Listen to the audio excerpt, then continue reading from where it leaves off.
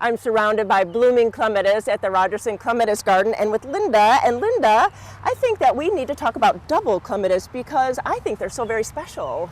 They are really popular this year, and with the cool weather, we're seeing more doubling. Ooh. And they're lasting longer in the garden. But they need a particular kind of pruning because not all double clematis are double every time they bloom. Oh, how interesting. Yeah, so we're looking at Charmaine. This is an introduction by Raymond Evison, and this plant's been in the ground about 3 years. This is the first time it's produced double flowers. So it really needs a good root mass and to be mature? Right, so patience, be patient. We're not patient. But what's interesting about this plant is that as double as this is, as solidly, beautifully red double as it is, when it reblooms in the fall and it's flowering on the new wood, they will be single. Oh. There won't be any of this central puff. It'll be one big red blossom with 6 or 8 sepals, and that's it. But what about next spring?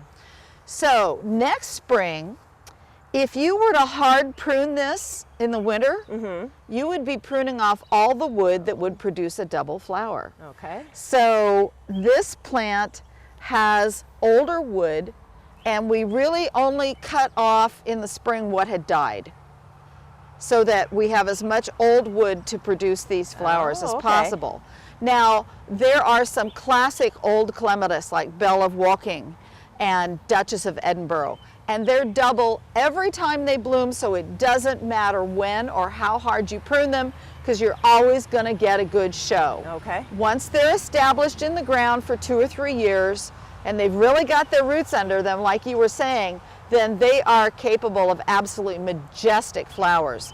But Charmaine, only on the old wood. Okay, well that's good to know because there's all kinds of different things about pruning. And so let's go to another clematis and go see that one because it's just a little bit different. Yes, okay. It's very different.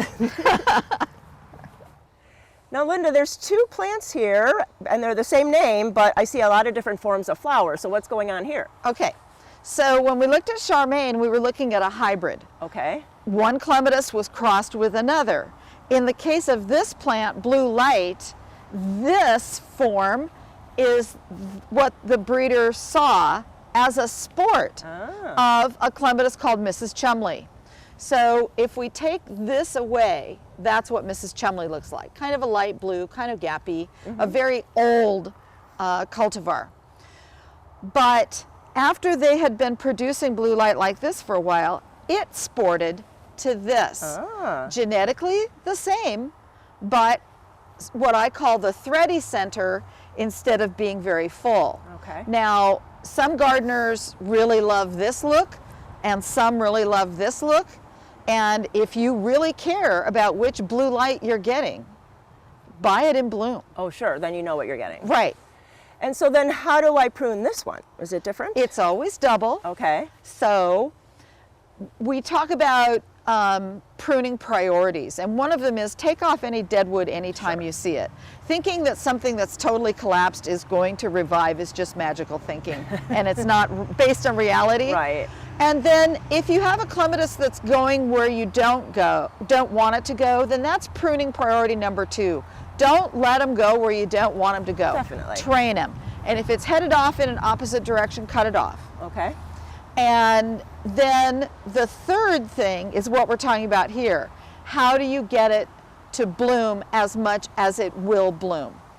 And so in this case, it doesn't matter. If it's gone a little crazy and you want to take it back to a foot tall, it's still going to be double.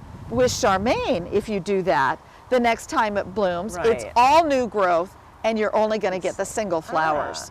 Well, I think that's really nice because it's really those really clear tips, but I think coming out here, especially today, and talking to all the staff and volunteers is the best thing. So what's happening today? So it's this last Saturday in May, which is normally when we would do our Inviting Vines garden tour, which is one of our big fundraisers for the year.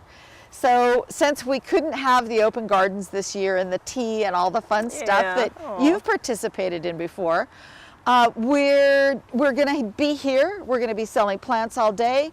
There'll be docents positioned around the garden, so you can ask questions as you're wandering around, and you can see these crazy go nuts double clematis. And ask questions, and I think take some home is the best part. Yeah, right. So please go to gardentime.tv and click over to the Rogerson Clematis Garden website and come out today and enjoy. Thanks so much. Thank you.